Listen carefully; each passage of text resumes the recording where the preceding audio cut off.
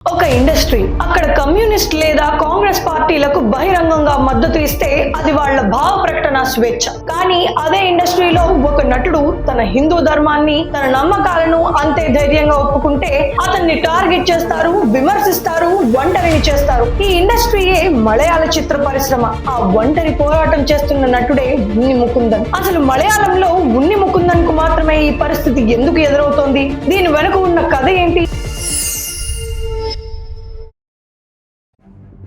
ఉన్ని ముకుందన్ మలయాళ సినిమాలోకి అడుగు పెట్టినప్పుడు అతనిలో ఒక ప్రత్యేకమైన ఇంటెన్సిటీ, స్క్రీన్ ప్రెజెన్స్ అందరినీ ఆకట్టుకున్నాయి. అయితే ఉన్ని ముకుందన్ ను ఇండస్ట్రీలో మిగతా వారి నుండి వేరుగా నిలబెడుతున్నది కేవలం అతని సినిమాలు కాదు, అతని వ్యక్తిత్వం, అతని నమ్మకాలు. ఉన్ని ముకుందన్ పెరిగిందంతా గుజరాత్ లో. అక్కడి సంస్కృతి, హిందూ ధర్మం ఆయన నరనరాల్లో జీర్ణించుకుపోయింది. అందుకే ఆయనకు గుజరాతీ భాష కూడా వచ్చు. గుజరాత్ అంటే తనకు చాలా ఇష్టమని, అభిమానమని ఎన్నోసార్లు చెప్పారు. साउथ ना स्टार गुजराती बोलता हुआ अनबिलीवेबल ગુજરાતી આના કરતાં બેટર હતી. મેં ઇટ્સ બીન અ વાઇલ.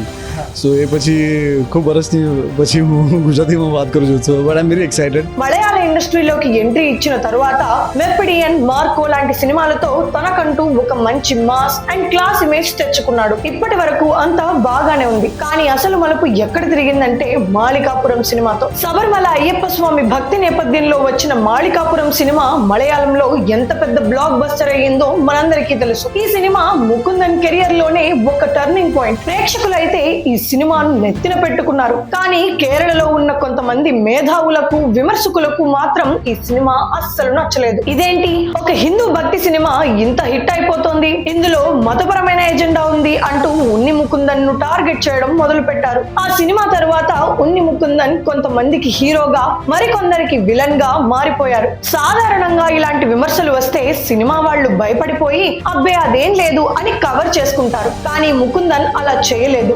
ఆయన ఒక గొప్ప హనుమాన్ భక్తుడు. తన సోషల్ మీడియాలో ఏ మాత్రం భయం లేకుండా, ఫిల్టర్ లేకుండా హిందూ దేవుళ్ల పోస్టులు పెడుతూనే ఉన్నాడు. ఇక్కడే అసలు ట్విస్ట్ ఉంది. చాలా మంది నటులు తమ వ్యక్తిగత విశ్వాసాలను పాటిస్తారు, కానీ వాటిని బయట పెట్టడానికి ఇష్టపడరు. ఎందుకంటే న్యూట్రల్ గా ఉండటమే సురక్షితమైన మార్గం అని వాళ్ళు భావిస్తారు. కానీ ఉన్ని ముకుందన్ సేఫ్ గేమ్ ఆడటానికి ఇష్టపడలేదు. ఇండస్ట్రీలో ఉన్న వాళ్ళు ఆయన్ని ట్రోల్ చేసినా సరే తన భక్తిని దాచుకోవాల్సిన అవసరం నాకు లేదు అని తేల్చి చెప్పేశాడు. ఉన్ని ముకుందన్ ఏ రాజకీయ పార్టీలోనూ అధికారికంగా చేరలేదు. కానీ ఆయన ప్రధాని మోదీ వంటి నాయకులతో కనిపించడం, ప్రభుత్వ కార్యక్రమాల్లో పాల్గొనడం ఆయన బీజేపీకి దగ్గరవుతున్నారనే ఊహాగానాలకు దారి తీసింది. ఇక్కడే మనం కేరళలో ద్వంద్వ నీతిని గమనించాలి. అక్కడ చాలా మంది నటులు కాంగ్రెస్ లేదా లెఫ్ట్ పార్టీలకు బహిరంగంగా మద్దతు ఇస్తారు. కొందరైతే ఎన్నికల్లో పోటీ కూడా చేస్తారు. దాన్ని ఎవ్వరూ పెద్దగా తప్పు పట్టరు. కానీ ఒక నటుడు బీజేపీకి కొంచెం దగ్గరగా ఉన్నట్లు కనిపించినా చాలు, అతనిపై తీవ్రమైన విమర్శలు,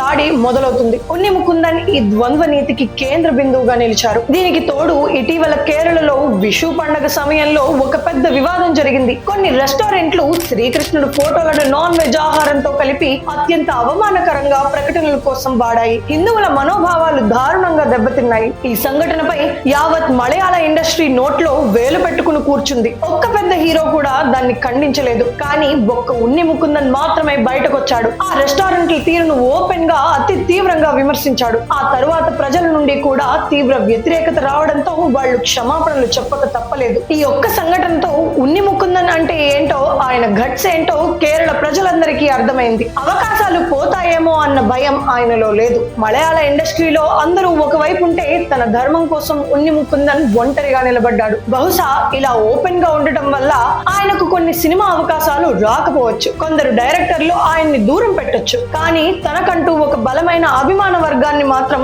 ఆయన సంపాదించుకున్నారు. నిజం చెప్పాలంటే మౌనం ఒక వ్యూహంగా మారిన ఇండస్ట్రీలో తన నమ్మకాలపై ధైర్యంగా నిలబడే అతని తత్వం అతన్ని ప్రత్యేకం చేసింది. ఒక్కసారి ఆలోచించండి, దేవుడిని పూజించడం, తన ధర్మాన్ని ఎవరైనా అవమానిస్తే ప్రశ్నించడం తప్పు ఎలా అవుతుంది? కేరళ ఇండస్ట్రీలో ఉన్న ఈ డబుల్ స్టాండర్డ్స్ పై మీ అభిప్రాయం ఏంటి? ఉన్ని ముకుందన్ చేసిన పని కరెక్టే అని మీరు నమ్ముతున్నారా? కింద కామెంట్స్ లో ఖచ్చితంగా చెప్పండి. ఇలాంటి ఒక ధైర్యవంతుడి కథ అందరికీ తెలియాలి. అందుకే ఈ వీడియోని ప్రతి ఒక్కరికి షేర్ చేయండి. జై హింద్.